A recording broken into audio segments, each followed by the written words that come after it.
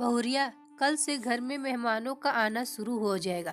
सारी तैयारी आज खत्म हो जाए वही ठीक रहेगा। अलग से बिस्तर गद्दे धूप में डलवा देना। बेटा, मैं नहीं चाहती किसी को कोई असुविधा हो। तुम्हारी शिकायत तो बिल्कुल नहीं। मैं चाहती हूँ जो आए मेरी बहू के गुण गाए। बेटी की शादी में कोई विघ्न ना चाहती हूँ मैं। सासू की बातें सुन मुस्कुराते हुए आराध्या बोली, नहीं माँ, कोई शिकायत का मौका नहीं दूंगी, आप निश्चिंत रहें। कहते हुए अपने ढेर सारे बिखरे काम तेजी से समेटने लगी। एक हफ्ते बाद ननद रिया की शादी है और कल से सचमुच मेहमानों का आना शुरू हो जाएगा। ऊपर से कलकत्ते वाली पुष्पा मौसी जी के आने की सोच उसके हाथ पांव फूले जा रहे थे। उनकी कड़क स्वभाव से वो भली भांति परिचित थे। दुल्हन बनकर कदम ही रखे थे कि देहरी पर की उनकी कड़क आवाज और कटु शब्दों ने उसके आंखों में आंसू ला दिए। जब अपने नीचे सरक आए घूंघट को वो ठीक कर ही रही थी, तुम्हारी माँ ने कुछ नहीं सिखाया क्या? आजकल की लड़कियां एक घूंघट तक न संभालता इससे। मौसी जी की वो बात और उनका गुस्से वाला चेहरा आज तक नहीं भूली। और ऊपर से मेहमानों में सबसे पहले वही आ रही हैं। इसीलिए आराध्या कोई कोर कसर नहीं छोड़ना चाहती। दूसरे दिन घर को बड़े करीने से समटते महाराज जी को नाश्ते और चाय का समझाकर रिया को लेकर ब्यूटी पार्लर के लिए निकल गई। रिया का लास्ट फेशियल कराना था, जो जरूरी भी था।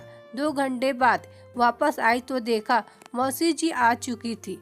महाराज जी और कमला ने जैसे बताया था नाश्ता बनाकर उनके सामने सजा दिया था। मौसी जी ने आराध्या को देखा तो फीकी सी मुस्कान बिखेर दी। अभी वह उनके पैरों पर झुकी ही थी, अपने जहर बुझे शब्द के तीर छोड़ ही दिए उस पर। क्या बहू रानी, माँ ने ये ना सिखाया कि घर में मेहमान आए तो खुद स्वागत सत्कार करो? घूमने फिरने में बड़ा मन लगता है। नहीं जीजी, मैंने ही दोनों को भेजा था। रिया को पार्लर लेकर जाना था और ये सब नाश्ता बहू तैयार करके गई थी। आप लीजिए ना। सुनीता जी ने बात किसी तरह संभाली और बहू को धीरे से अंदर जाने का इशारा कर दिया। धीरे धीरे सभी मेहमान आ गए। सभी के आ भगत में कोई कसर नहीं छोड़ा था आराध्या ने।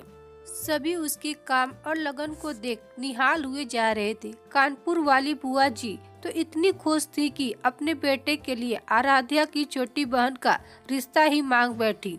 लेकिन क्या मजाल की पुष्पा मौसी जी खुश हो जाए। शादी के एक दिन पहले हल्दी की तैयारियां चल रही थी। बड़ा सा आंगन घर की औरतों से भरा था। कोई नाच गाने में व्यस्त था तो कोई काल की शादी की तैयारियों में। किसी के बाल रंगे जा रहे थे तो किसी का फेशियल हो रहा था।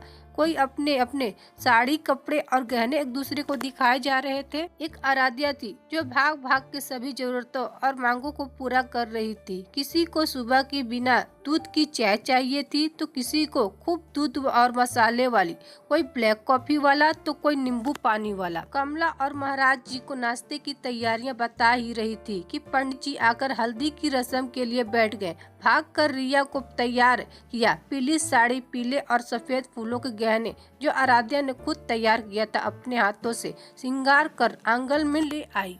उस पीले साड़ी में अपनी अल्हड़ सी बेटी को देख सुनीता जी की आंखें सजल हो उठी। आराध्या ने आंखों ही आंखों में मुस्कुराते सास की तसल्ली दी। अब हल्दी की रस्में शुरू हुई। पंडित जी कच्ची हल्दी का पिसा लेप मंगाया। आराध्या ने कमला से हल्दी लाने को कहा तो मौसी जी भड़क गई। बहू रानी, क्या माँ ने इतना भी नहीं बताया? ये हल्दी शुभ होती है, हर कोई इसे हाथ नहीं लगाता और हल्दी खुद ही पिसी की उस मरी कमला से पिसवाई। ये सब जानोगी कैसे? नौकरी पैसे वाली माँ के पास फुर्सत कहाँ था तुम्हें कुछ बताने का? और बड़ी निर्जल सी हंसी से आंगन के खुशी के माहौल में जहर सा घोल दिया। किसी को ये बात अच्छी नहीं लगी। अपने शब्दों से एक साथ 3 औरतों के मान का मर्दन कर दर्द से गर्दन ऊंची कर सभी को ऐसे देख रही थी जैसे पूछ रही हो, क्या कुछ गलत कहा मैंने?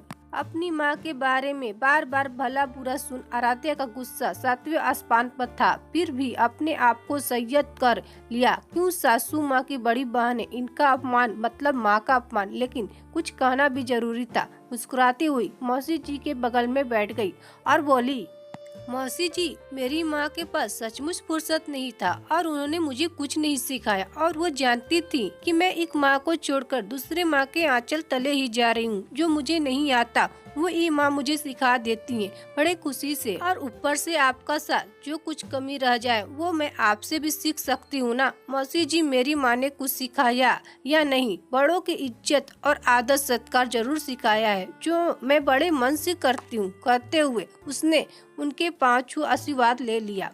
मौसी जी हड़बड़ा सी गई। वो नहीं जानती थी कि आराध्या ऐसे मुस्कुराते हुए जवाब देगी। आंगन में बैठी सभी औरतें भी मुंह दबाकर हंसने लगी। आराध्या उठी और मौसी जी का हाथ थामा और बोली, मौसी जी चलिए, हल्दी आ गया और हम सभी में आप सबसे बड़ी हैं, तो पहले आप शगुन करिए। फिर हम सभी लगाए हल्दी। ऐसे प्यार से मनुहार किया जिसकी उम्मीद भी मौसी जी ने नहीं की थी। आश्चर्य से भरी हुई उठी और आराध्या के हाथों को कस के पकड़ते हुए बोली, चल बहुरिया, इतने प्यार और मनुहार से कह रही है तो क्यों नहीं? सच में तू मनमोहनी है। अब समझ गई, मन को मोहना कोई तुझसे सीखे। क्या करूं, जीवन के संघर्ष ने जबान कड़वी कर दिए। तेरी जैसी अब तक ना मिली ना शायद। इसीलिए कहते कहते उनकी आंखों से आंसू बहकर उनके झुर्रीदार गालों को भिगो गए।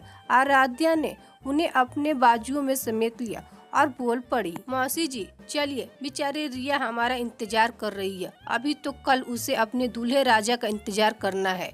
हम आज से उसे क्यों थकाएं? कहते हुए खिलखिला पड़ी। साथ में पूरा आंगन हंसी से गूंज उठा। सुनीता जी दूर से अपनी बहू के सुंदर मन को देख निहाल हो रही थी। सच में आराध्या ने कोई कमी नहीं रहने दी। बेटी की शादी की तैयारियों में जाकर उसका माथा चूम उसे गले लगा लिया। माँ के सीने से लग आराध्या की आंखें भीग गई। माँ ने बहुत कुछ सिखाया और इस माँ से बहुत कुछ सीख रही हूँ, सोच मुस्कुरा उठी।